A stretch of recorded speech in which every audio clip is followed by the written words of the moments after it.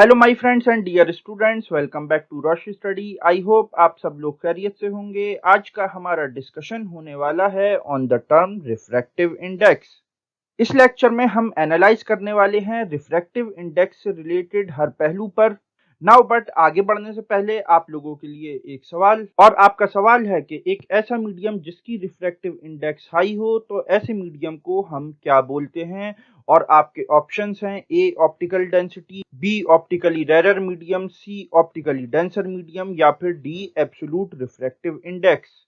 Comment section आपका है, इसका राइट आंसर वहां पर लिखो। और वेरियस एमसीक्यूज के लिए आप मुझको फॉलो कर सकते हैं ऑन ट्विटर एंड इंस्टाग्राम। और इस क्वेश्चन का आंसर मैं आपको बताऊंगा इस लेक्चर के लास्ट में। So stay with us because there is a lot to know, a lot to discuss. Now हम स्टार्ट करते हैं अपना discussion on the term refractive index. तो जैसा कि हमने प्रीवियस लेक्चर में डिस्कस किए थे लॉज ऑफ रिफ्रैक्शन, जहां पर हमने डिटेल में एनालाइज किए थे रिफ्रैक्शन से रिलेटेड दो लॉज, जिसमें से कि जो सेकंड लॉ ऑफ रिफ्रैक्शन होता है ये बहुत ही इंपॉर्टेंट होता है और इस लॉ को स्नेल्स लॉ के नाम से भी जाना जाता है।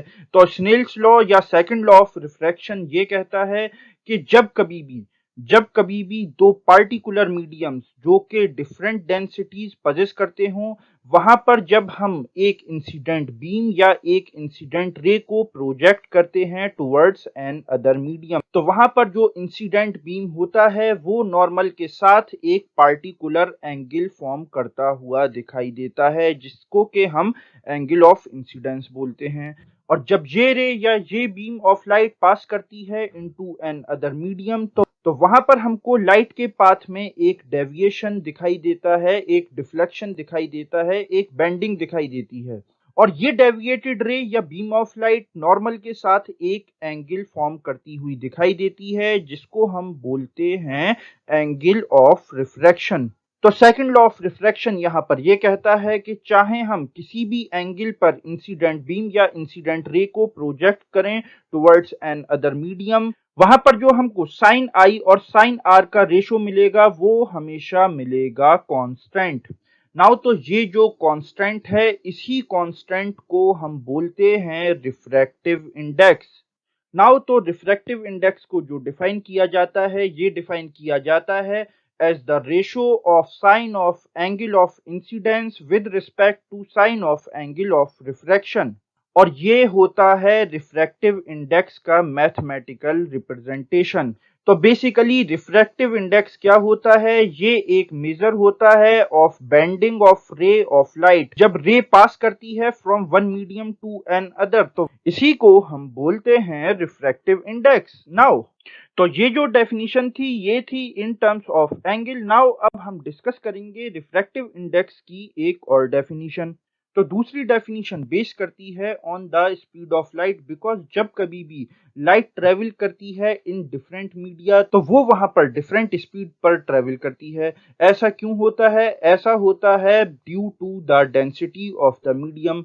अगर एक मीडियम रेयरली डेंस्ड है और एक मीडियम हाईली डेंस्ड है तो लाइट रेयर मीडियम में ज्यादा तेजी से ट्रेवल करेगी in comparison to a higher denser medium. और ऐसा क्यों होता है? ऐसा होता है due to the matter, due to the atoms and molecules. इसकी सिंपल एग्जांपल आप ऐसे समझिए कि अगर आप एक खाली रोड पर ट्रेवल कर रहे हैं तो आप ज्यादा तेजी से मूव कर पाएंगे, बट आप अगर ट्रैफिक में फंस जाते हैं तो आप वहां पर स्लोली मूव करते हैं। तो सिमिलरली यही चीज हमको लाइट के साथ देखने को मिलती है।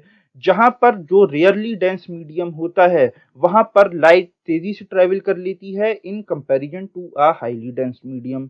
नाउ तो रिफ्रैक्टिव इंडेक्स को स्पीड की बेसिस पर डिफाइन किया जाता है as the ratio of speed of light in one medium with respect to another, जहां पर के refractive index of medium one with respect to medium two equal होती है speed of light in medium two with respect to medium one. और similarly हम इसका vice versa formula भी निकाल सकते हैं विद द सेम आर्ग्यूमेंट।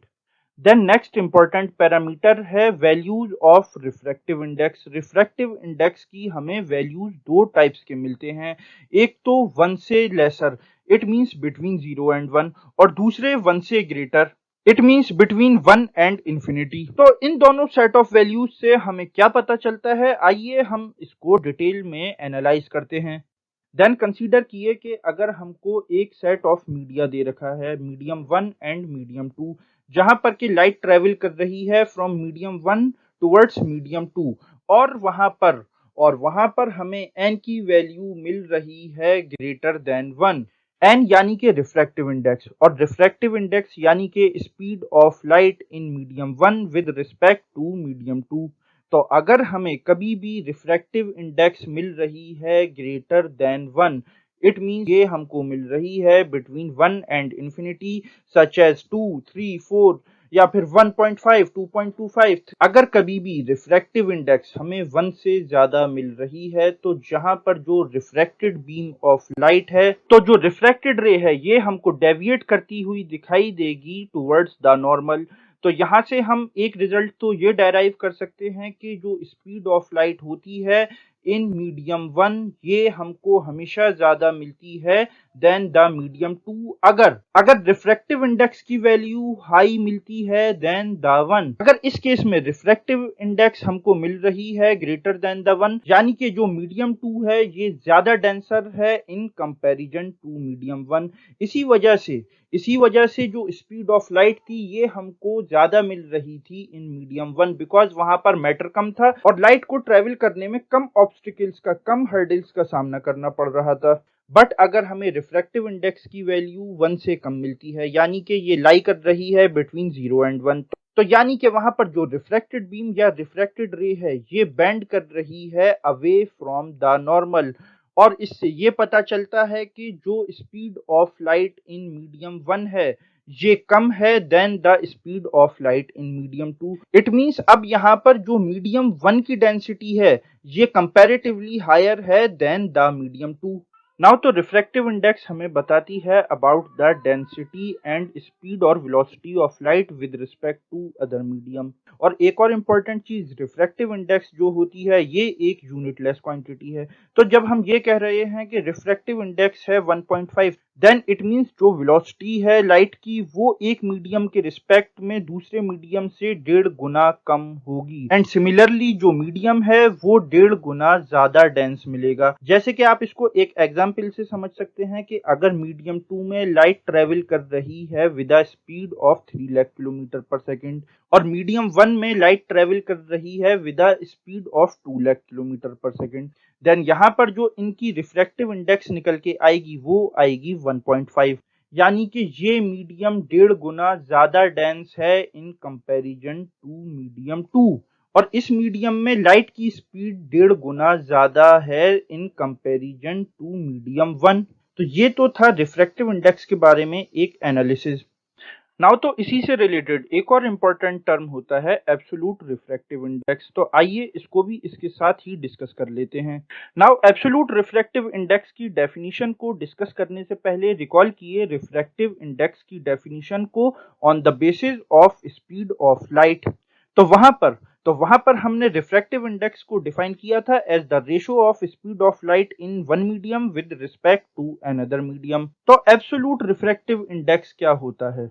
यहाँ पर एक मीडियम को हम परमानेंटली फिक्स कर देते हैं जो कि होता है वैक्यूम, और वैक्यूम के रिस्पेक्ट में हम हर मीडियम की रिफ्रैक्टिव इंडेक्स निकालते हैं। तो जब हम किसी भी मीडियम की रिफ्रैक्टिव इंडेक्स निकालते हैं विद रिस्पेक्ट टू वैक्यूम, तो इसको हम बोलते हैं एब्सोल्यूट रिफ्रैक्टिव इंडेक्स। और एब्सोल्यूट रिफ्रैक्टिव इंडेक्स को डिफाइन किया जाता है as the ratio of speed और velocity of light in vacuum to the speed और velocity of light in any medium, जहां पर हम वेलोसिटी ऑफ लाइट को डिनोट करते हैं बाय द सिंबल c, और speed of light in any other medium हम डिनोट करते हैं by the symbol v। And similarly absolute refractive index को हम डिनोट करते हैं बाय द सिंबल nm। तो यहाँ से जो हमको इसका फॉर्मूला मिलता है ये होता है speed of light in vacuum with respect to speed of light in any medium, जिसको कि हम मैथमेटिकली रिप्रेजेंट करते हैं बाय c/v। और ये आपके स्क्रीन पर प्रेजेंट हैं कुछ इंपॉर्टेंट मटेरियल मीडियम की एब्सोल्यूट रिफ्रैक्टिव इंडेक्स। तो ये था whole analysis about the concept of refractive index. Now अब हम चलते हैं अपने सवाल की तरफ, और आपका सवाल था कि अगर एक रिफ्रैक्टिव मीडियम जिसकी के रिफ्रैक्टिव इंडेक्स हाई है, तो ऐसे मीडियम को क्या बोला जाता है? और इसका राइट आंसर है C, optically denser medium. So this is the end of the lecture, but before signing off आप लोगों के लिए एक इम्पॉर्टेंट अनाउंसमेंट। अब आप सीबीएसई 11th इंजीनियरिंग, आर्ट्स और ग्रेजुएशन के एग्जाम्स और एंट्रेंस टेस्ट की प्रिपरेशन घर बैठे और बेटर वे में कर सकते हैं with our free study material. इसके साथ आप डाउनलोड कर सकते हैं वेरियस बोर्ड्स और यूनिवर्सिटीज़ के syllabus from our website tutorbasket.com। और इसके साथ ट्यूटर बास्केट आपके लिए लाया है यूनिक और premium test series with exciting offers. और इसके साथ रेगुलर अपडेट्स के लिए आप हमको फॉलो कर सकते हैं on various social media platforms such as Twitter, Instagram and Facebook at Rosh study. तो यहाँ पर आपको हमेशा की तरह काफ़ी कुछ जानने को मिला होगा। Thanks for listening, have a good day, okay, bye.